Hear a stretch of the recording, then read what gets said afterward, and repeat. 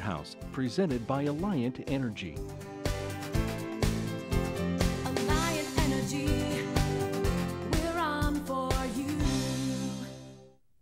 We've told you many times how important insulation is to the energy efficiency of your home.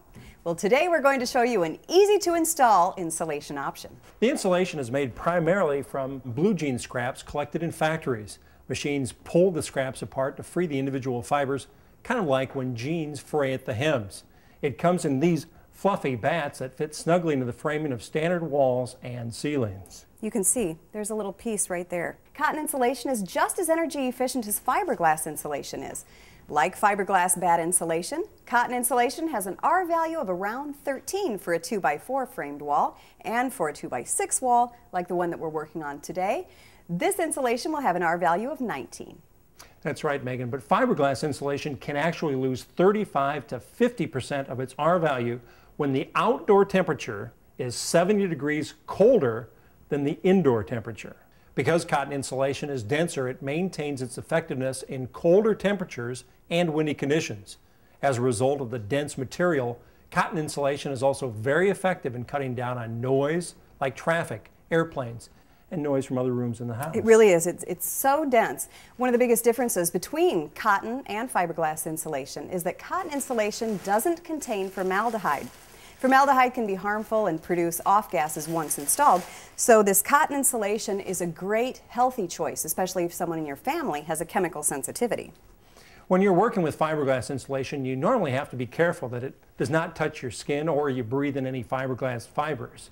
That's not the case with this cotton insulation. No, and it's so easy to install. You don't have to wear any gloves or a mask, as you can see.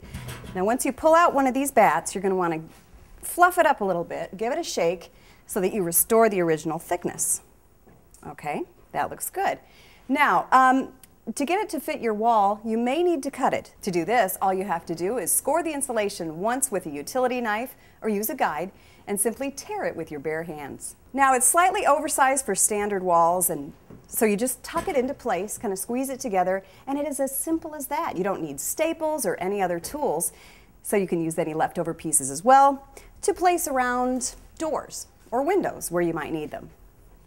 Just like any insulation, if your local code requires a vapor barrier, then you will need to install a vapor barrier over this product as well. That's right.